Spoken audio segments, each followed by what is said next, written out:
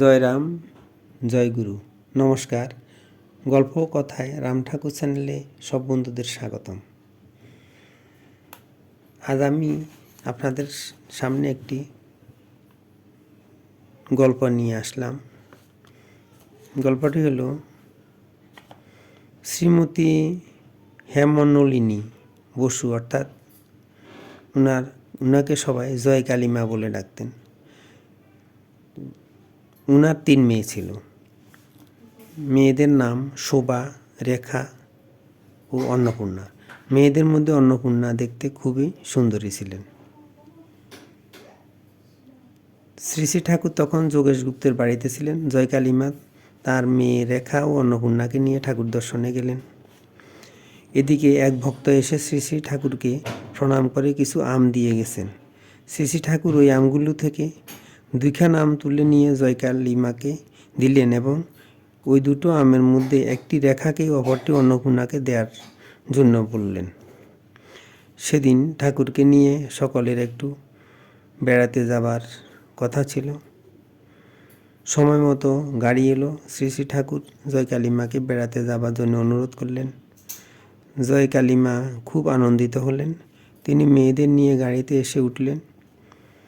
আসার সময় শ্রী শ্রী ঠাকুরের দেওয়া আম দুটি ঠাকুরের খাটের নিচে রেখে চলে এলেন। মনে মনে এই চিন্তা করলেন যে বাড়ি ফিরে যাবার সময় ওই আম দুটি নিয়ে যাবেন। যথারীতি বেড়ানো হলো। ঘুরে এসে জয় কালীমা রেখা ও অন্নপূর্ণাকে নিয়ে বাড়ি চলে এলেন। তিনি ঠাকুরের দেওয়া প্রসাদী আম দুটি সঙ্গে আনার কথা একেবারে ভুলে গেলেন।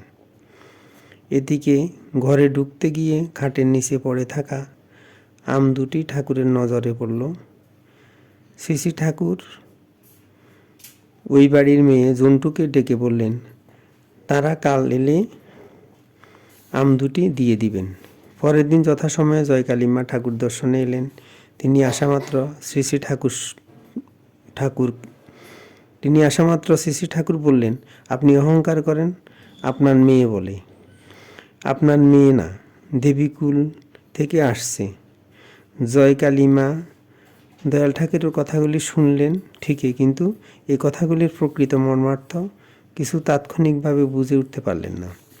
পরবর্তী সময়ে আরেকদিন জয় কালীমা ঠাকুর দর্শনে গেলেন। ঠাকুরকে প্রণাম করে মনের কথা বলতে লাগলেন। আশ্রমে থাকতে পারি না, মেয়েদের তো বিয়ে হলো না। ঠাকুর বললেন, আপনার মেয়ে তো 2টি। জয় কালীমা বললেন, না 3টি। দয়াল ঠাকুর জয় কালীমার কথাগুলি শুনেও কোনো জবাব দিলেন না। তিনি চুপ করে বসে রইলেন। শ্রী শ্রী ঠাকুর বরাবরই স্বল্পভাষী, তাই জয় কালীমা এই ব্যবহারে কিছু মনে ঠাঁই দিতে পারলেন না। তিনি যথাসময়ে মেয়ে অন্নপূর্ণার বিয়ের সম্বন্ধ ঠিক করলেন। বিয়ের সময় ঠিক এমন সময় দেখা গেল মেয়ে অন্নপূর্ণা খুব অসুস্থ হয়ে পড়েছেন। সেই অসুখ আর ভালো হলো না। বেশ কিছুদিন ভুগে মেয়ে অন্নপূর্ণা দেহ রেখে দিলেন। কোনো ডাক্তার এই রোগীর রোগ নির্ধারণ করতে পারলেন না। যা ভগবানের ইচ্ছা তা মানুষ কিছু করতে পারে না। এভাবে শেষ পর্যন্ত শ্রী শ্রী ঠাকুরের শ্রীমুখের অব্যর্থ কথা ঠিক হলো। জয় কালীমা 2 মেয়ে রেখা বোস, শোভা বোস দুজনে বেঁচে রইলেন। এভাবে অন্নপূর্ণা যথাসময়ে যথাস্থানে চলে যেতে বাধ্য হলেন। আমি ঠাকুরের একটি বেদবাণী পড়ে শোনাচ্ছি আপনাদের।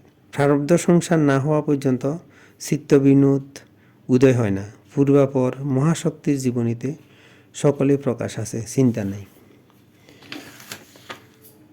আজ এই পর্যন্তই।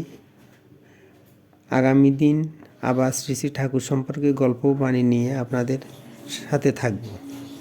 বন্ধুরা, চ্যানেলটি যদি আপনাদের ভালো লেগে থাকে তাহলে বেশি বেশি করে সাবস্ক্রাইব করবেন, লাইক, শেয়ার, কমেন্ট করবেন।